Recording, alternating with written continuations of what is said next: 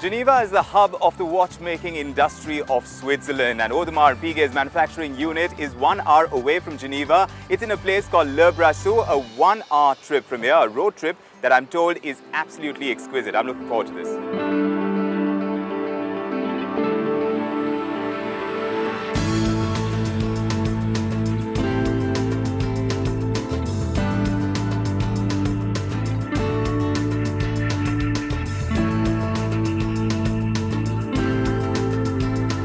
The Swiss landscape is probably one of the most scenic pleasures known to man. Small farms, different shades of green all over, mountains in the horizon, and lakes to soothe the eyes.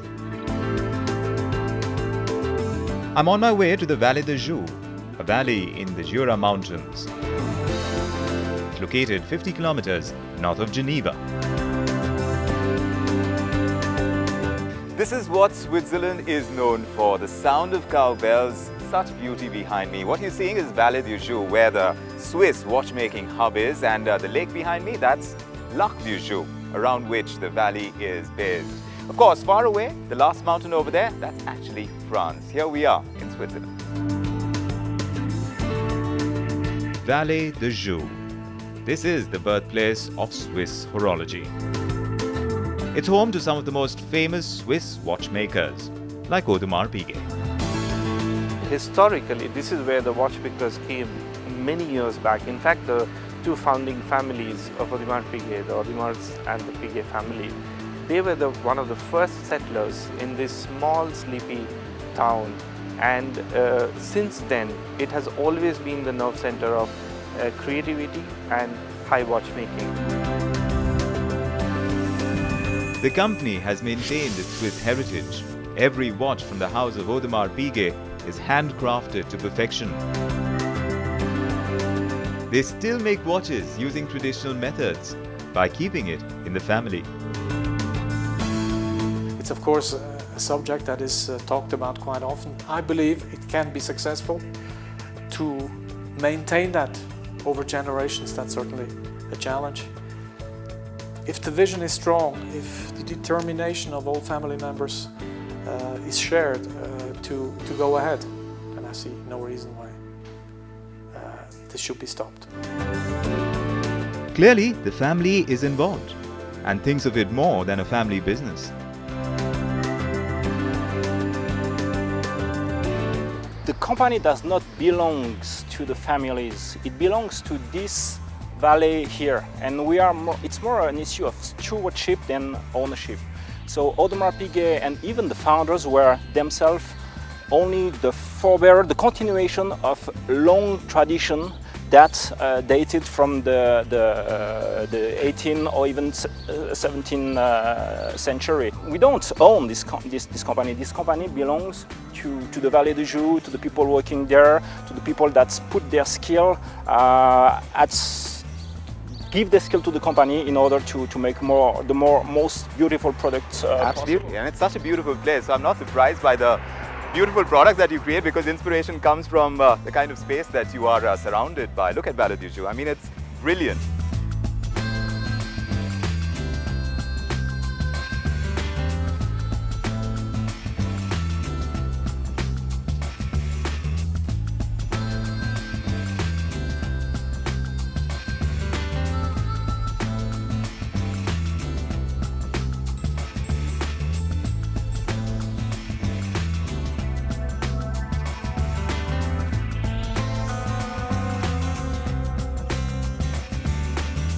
we have here a tourbillon chronograph. A tourbillon chronograph which uses different materials. As you can see, we have used here pink gold and forged carbon for the bezel. Forged carbon is a material which has been invented and created by Audemars Piguet for our watches. You also see that we have used a third very modern material, which is black ceramic, for the push pieces and for the crown itself. As well, we have here an open back to show the movement and its finishing. We are very famous and renowned for our finishing on our movements and to have an excellent finishing. This novelty is a 44mm Royal Oak Offshore, a novelty of 2011. I have picked here the forged carbon reference, which is a reference which focuses on the performance of the material. So we have forged carbon, we have again ceramic, but this one, this time as well for the bezel, very hard to machine. It takes up to 8 hours to machine such a bezel, which is a very long time compared to stainless steel, where it would take up to 45 minutes to machine such a bezel. So it takes a full day to machine such a bezel, and ceramic is 7 times harder than stainless steel, so it makes it quite unscratchable.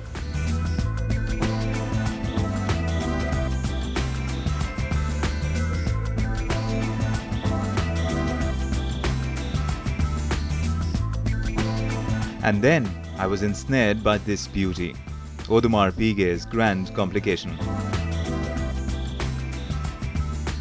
We came in with something very bold, treating steel as a prestigious and noble material, finishing it like a precious material. These are the ingredients, along with the fact that we were using the mythical 2120 caliber, which is an extra flat automatic that gives the watch sportiness and elegance at the same time. The combination of proportions, materials, finish are really the things of a legendary watch. This timepiece has got to be one of the most exquisite ones that I have seen. This is Audemars Piguet's Royal Oak. It's the grand complication. Production is very limited. You'll have only 12 of these come out every year, and which is why it commands the kind of price that it does. 4,62,60,000 rupees.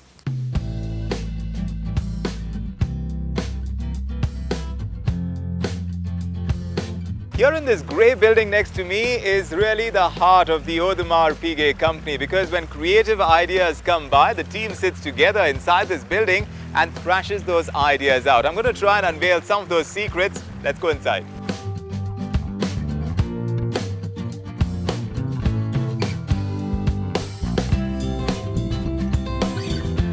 Of course, this might look funny, but you need to be dressed like this to be in this part of the manufacturing unit. Here is where these magnificent watches are made. Here's where the skeleton is made. That's one watch that Audemars Piguet makes. But for the moment, let me draw your attention to the grand complication department. Let me find Nicholas over here. Nicholas is here. He's going to tell me what exactly happens in this department of grand complications, what we expect get created over here, and of course all these people at work on grand complications. So tell us exactly where it begins. Well, it begins roughly when they receive all the 648 different parts that are all showcased here separately. They look very tiny, aren't they? They are. They are. The tiniest screw has a thread of just 0.35 of a millimeter. How Can you small imagine? can that look? No, I can't. Well, if I took a hair out from you, it'll be 3 times as thick. Wow. And you're going to show me a part like that? Yes, That's I've just fascinating. prepared one. Now that is a very, very small part, and that I believe is what you're saying, 0.35 of a millimeter. I'm not even sure the camera can catch this, but this is a replica of this piece. This is a screw. You're seeing the number of grooves on it, yes? Exactly. And I've been told that that little thing over here is actually a replica of this, so it has as many grooves. Is that right? What the people around me are doing here, each and every one here does its own watch from the very scratch. So basically they receive the parts from the micromechanics, and then they join them together, check all the functions, then disassemble the whole thing, make the decorations, Right. Reassemble, recheck that everything still works, and then at that point they are usually very happy. How long is that period? Roughly at that point we're talking probably at about 800 hours. 800 hours is what Yes. we're looking at. Yes. Okay. And the movement is still not cased. How much time is that going to take beyond the 800 hours? Altogether, it takes, with the decors and everything, it would take 1,000 hours. So you can imagine that with those 5 people here, we're only making 12, sometimes 14 watches a year, because it takes so much time. Up ahead, I'm going to take a peek into history. Visit the Museum of Audemars Piguet and find out what happens when your Audemars Piguet watch has to be restored.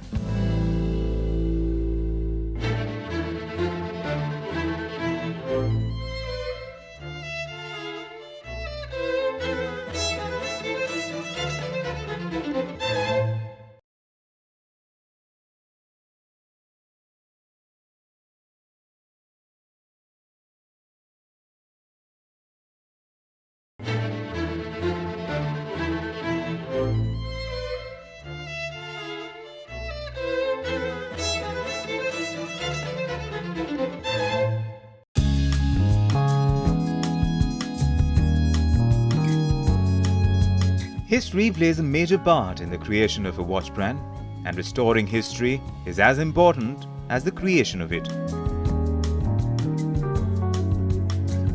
This is the restoration department of Audemars Piguet. Here's where watches which can be created 120 years old would come in to get restored. Francesco over here is heading the department, and like you're seeing, some really precise work happens over here. So precise sometimes that the diagram for which I'm holding, 1.60 millimeters in length, would be recreated almost the exact same way in which Audemars Piguet created it way back in time. But what about these parts? Sometimes they're just not available. So let me show you.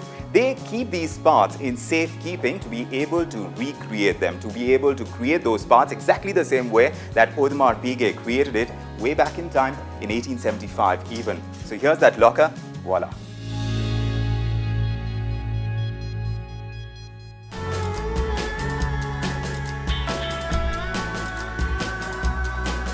This is another way in which tradition remains alive, the way it was done in the past. What Francesco is doing right now, he's toughening steel for use in watches. Of course, now technology has moved and you'd use something much simpler. Just use a lighter, isn't that right?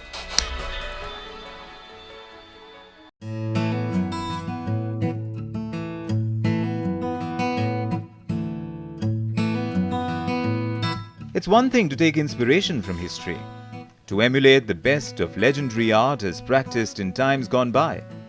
But also, as I understand, the important thing about history is to preserve it. And Audemars Piguet does this through its museum.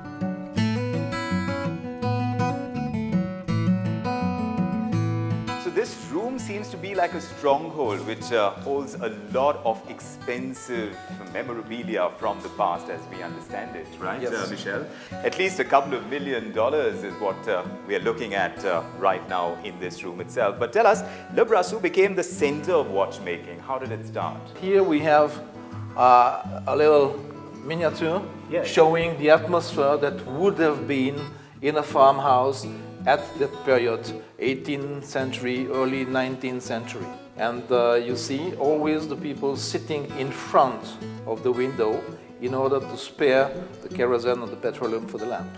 Right, so that you get natural light coming in. Exactly. And you don't need much else. But obviously they had to apply themselves because certain tools had to be created, they had to use their expertise, they had very little at their disposal. Of course, they started doing the watchmaking activity, because it did represent for these people the least investment to be made.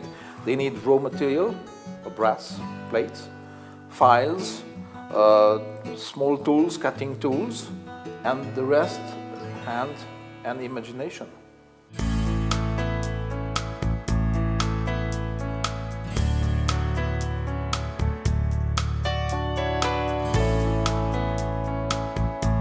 This this is your typical workbench for watchmaking. In fact, this bench belongs to the Piguet family. It's placed exactly like it would in the past, in front of a window where you have natural streaming daylight. You have your equipment in place, lots of different drawers to be able to accommodate the tools that you would use in watchmaking, and then you have another cupboard for the various parts that would go into it.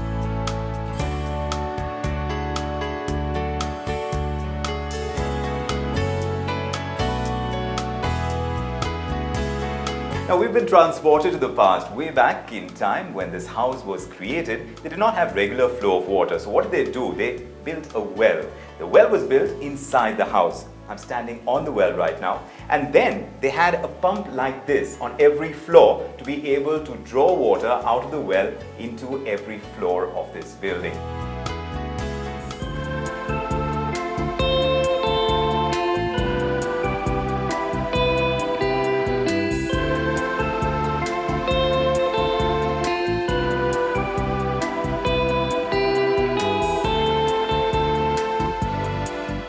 Mr. Worley, that watch that is rotating, it looks like a very small watch. It looks very unique also because it has these rubies on it. But tell us a little bit about it. Well, the watch was originally created in the Vallée de Joux by Louis Benjamin Audemars, and it was sold to the king of Egypt, King Farouk.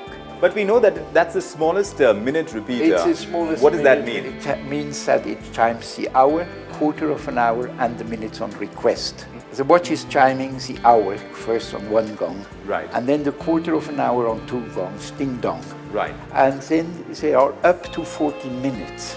It's like a stair here, but from one step to another, it's thinner than a human hair. Right. So if the guy, the watchmaker, gives one stroke too much with the file, the whole thing is gone. Right. So that gives you an idea how precise this has to be finished. Right.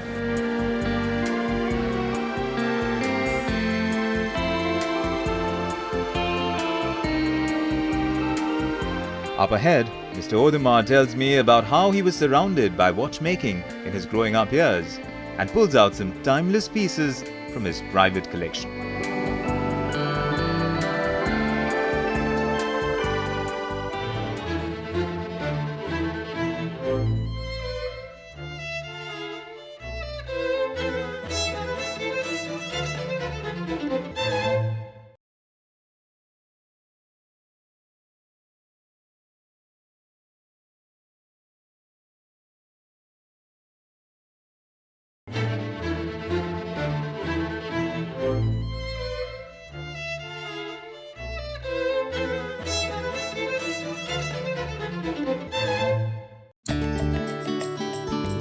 In Switzerland's Vallée de Joux to explore how heritage can build a brand.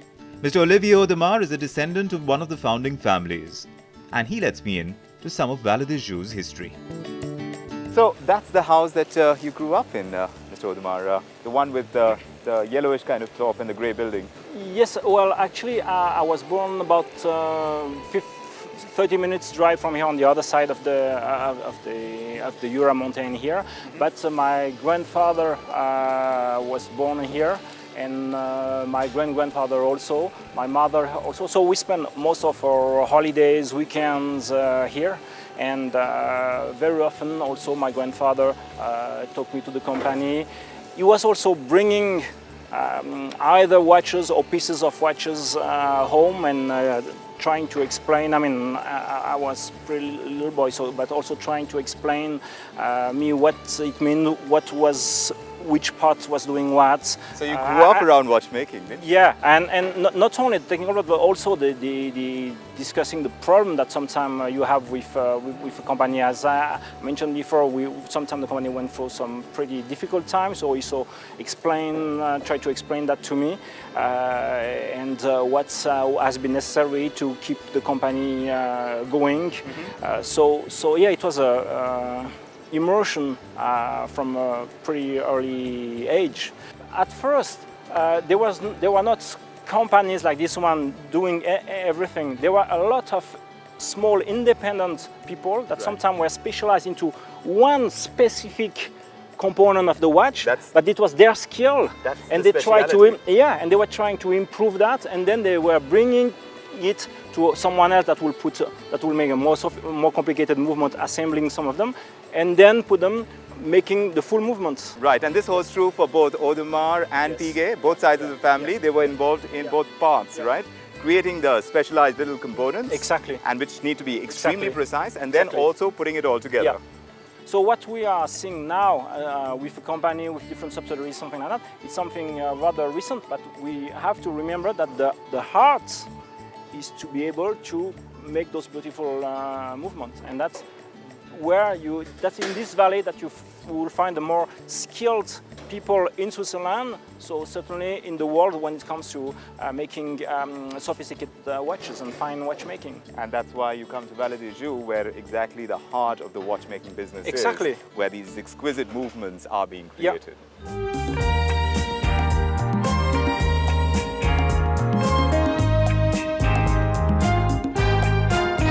What I'm about to see are watches from Mr. Audemars' private collection. Of course, before Audemars and Piguet, the two partners got together in the year 1875. A lot of history was created between these two families. They were into watchmaking, and even before 1875, these watches can date back, and Mr. Audemars will tell us more. I would like first to start with a rather exceptional piece that was made by Louis Audemars. Right. So I don't have the exact date for this watch, but what we can certainly guess that it was something that it was made in something like 1860 or something like that. The other thing that you would see here is that it is a minute repeater. If I can. It's a minute repeater as well. Yes. And so you can hear the. Up, and you can see. You can hear the whirring. Yes. The hammer. And you can see the hammers here.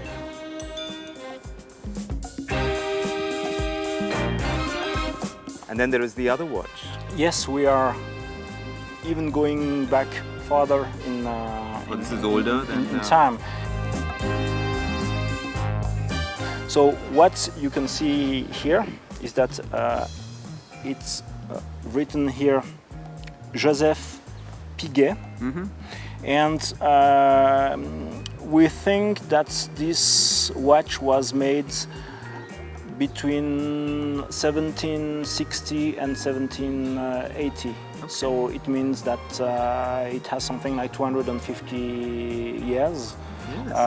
And once again, it's from the same family. So you can see here the beautiful cork, the way it was. A lot has gone into the engravement. Yes, yeah. So that's this is certainly one of the first movements made in the Vallée des Joux, this watch, and the rewind was made with a key. You wind it up with a key. Yes, yeah. So is it the history? Is it the craftsmanship? The urge to guard a close-knit family enterprise? What makes an Audemars Piguet watch a prized possession for kings and commoners alike? In finding the answer to that question, I've done my own time travel.